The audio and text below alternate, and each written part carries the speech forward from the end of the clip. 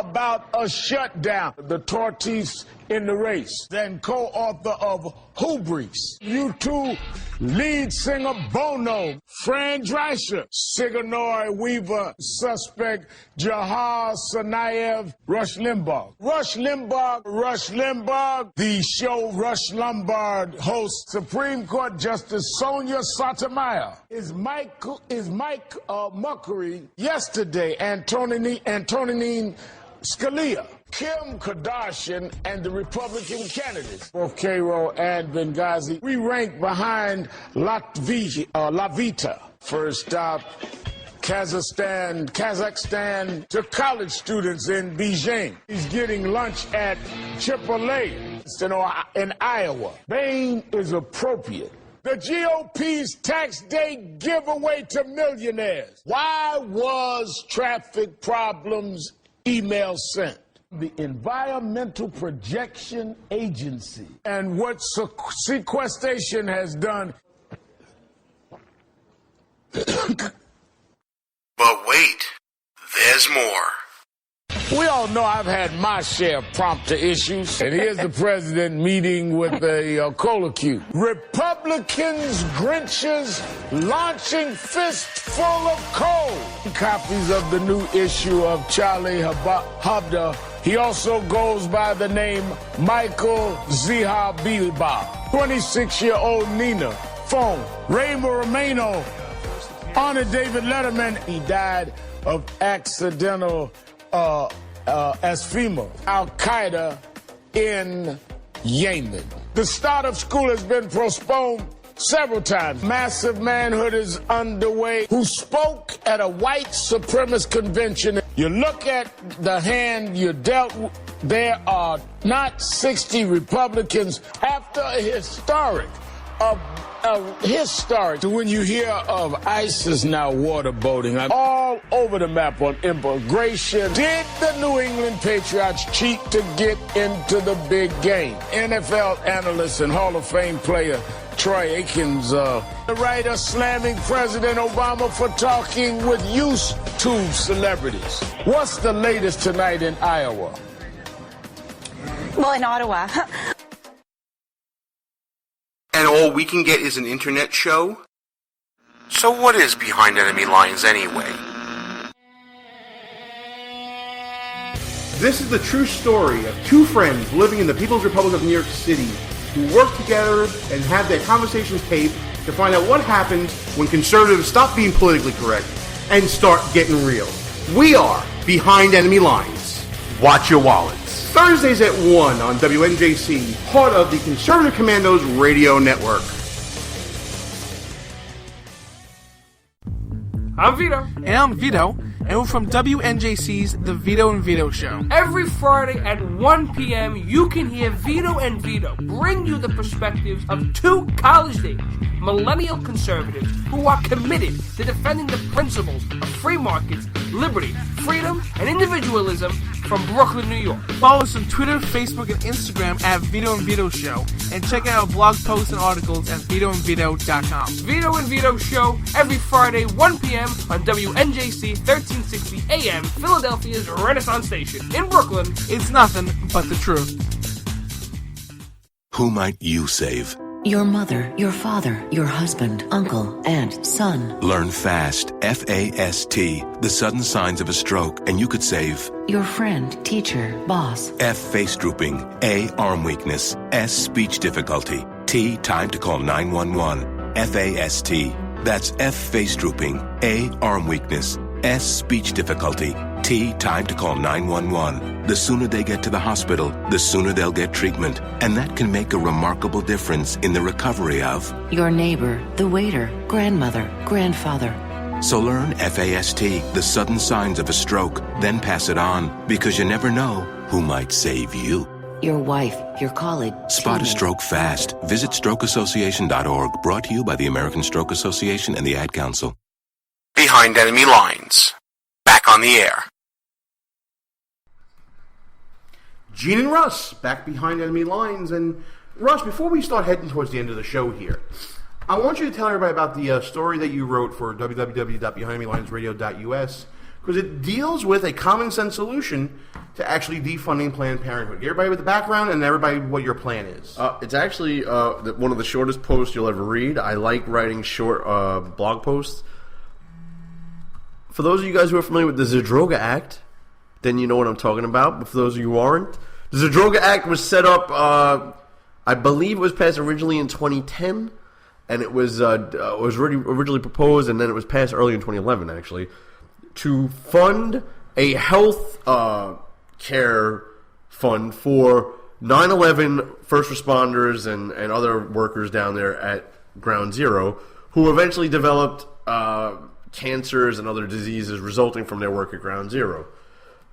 This has been a very contentious issue, even amongst Republicans, going back to, over the past few election cycles. And the reason being is it's quite expensive. I believe it was originally $4.2 billion back in 2010, and the money is set to run out in the next few months. Yeah, absolutely. It's up for renewal. That's right. So the Republicans, every time this topic comes up, basically say, we don't have a problem funding something like this, but we need to get control of the debt and deficits and figure out a way to pay for it. Now, I don't think that that's outrageous. I really don't. I think that that's every single thing we spend money on, we should be looking at it through that lens. So here's my common sense solution. If you add up the money we've spent on Planned Parenthood since 2010, that equals roughly the same amount of money we spent on Zadroga since 2010. So here's the solution. Stop funding a criminal enterprise named Planned Parenthood that is conspiring to sell baby parts for profit. Stop funding that with government money, and instead push that funding to fund Zadroga. That is a deficit-neutral plan. Won't add a dime to the debt, and I believe it makes everybody happy. Put that on President Obama's desk. Put that before the Democrats in the Senate, and let them vote against funding the Zadroga Act in order to keep funding a criminal enterprise named Planned Parenthood. Put it on the Democrats. Ask Hillary Clinton that tonight, Anderson Cooper. They won't. And it'll never get passed because the Democrats, read the article, there's a pretty explicit picture on there, and I use some more colorful words in my very short blog post about the Republicans and where their head is at in general. Yeah, you can imagine where Russ put the Republicans' head. Because it's the truth right now. It's very simple. Transfer the money from one to the other. And make the Democrats actually work for their money for once. I mean, come on. It's absolutely ridiculous, and Russ, you just nailed it. It's good to have a Russ rant back on here, by the way. I know, I'm a little sick, and the Democratic debate didn't help me. Well, you know, and Hillary's going on saying right now we shouldn't be paralyzed by Republicans, and they're talking about in the context of making the wealthy pay their fair share. Yeah, because for those of you guys who are not following it, the top 10% of tax of income earners pay somewhere in the neighborhood of like 70% of all income taxes. Like, wake up, people. Wake up. Talk about pay their fair share. They're paying all of it. I want to go back to one last thing, Gene, because I know time is running short. Yeah, absolutely. Go ahead. You know what? If we can transition into final thought time, let's do that. This ain't a bad time for it then. So, here's my view on Black Lives Matter. It's hard for me not to get angry. Does it even need to be said all lives matter? No. But I'll tell you what lives do matter around the world right now that we should be really thinking about. Democrats that vote? Oh, wait, no. Some of them are dead and they vote, so their lives don't matter, I guess. Christians. Christians' lives matter. There are Christians in the Middle East being beheaded. Their children are being dismembered. Google the videos. It's sickening. There are Jews being stabbed. Jewish lives matter. Even Muslim lives matter. There are Muslims being beheaded and tortured. And I'm getting choked up even talking about this stuff. Those lives matter. Think of the arrogance in this country for politicians to stand up there and pander to a group saying Black Lives Matter. And if you think they're not pandering to a very radical group within the African American community, look at what these Black Lives Matter people stand for. Look at the Million Man March and what Jeremiah Wright and Louis Farrakhan said over the weekend. It's astonishing.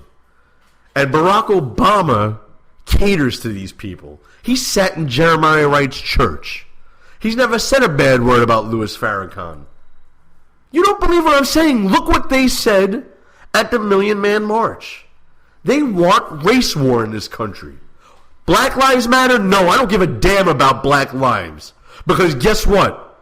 They're included in all lives. All lives matter.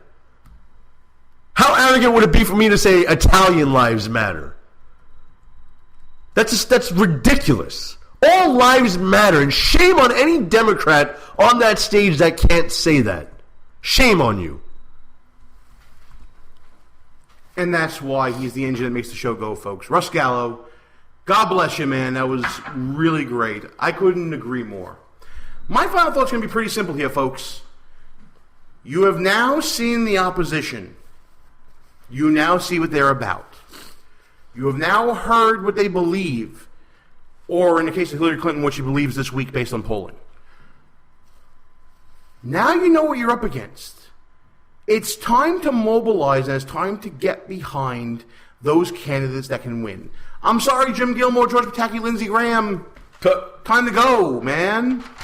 If you don't see the similarities between Lindsey Graham, Jim Gilmore, Jim Webb, and Martin O'Malley, I'm sorry, guys, then you got your head stuck where Russ says it is in his article. It's time to get behind the winner. And the winner could be one of any number of candidates on the Republican side. Right now, Donald Trump, Ben Carson, Carly Fiorina, Ted Cruz broke 10%, even Jeb Bush. Yes, I said it, even Jeb Bush at this point is probably a better option than anything you saw tonight on stage. Time to get busy, people. You have seen the quote-unquote enemy, and it doesn't comb its hair. Let's get going. Let's bring home a win. Russ, you want to add anything to that? Just two last things, Eugene. You're cracking me up here. I honestly thought I would never be able to vote for... I'll throw Marco Rubio in there as well, too. Good. I never thought I'd be able to say I'd vote for Jeb Bush, but after we've seen what you just described, and what did you say about the hair?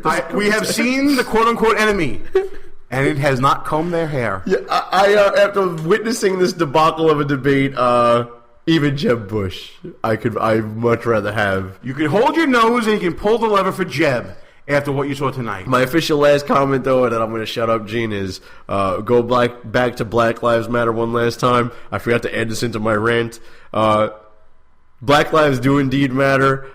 Somebody better tell them that, though, because blacks kill way more blacks than any other race kills them. So, Black Lives Matter, folks. Somebody tell the black community that. That's all I got, Mr. Bergdelli. Especially in the womb. It is time to shut this sucker down for another week. We'll be back next week at our new time here live on We America Radio, Tuesdays at 10 p.m. You ready to shut the sucker down? Gene, shut it down. I need a drink after all this. All right. Make it a double for me, folks. We are out of here. Good night.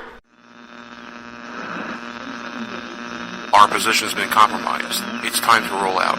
Report for debriefing at www.behindenemylinesradio.us and look for regular communications via Facebook and Twitter at BEL_radio.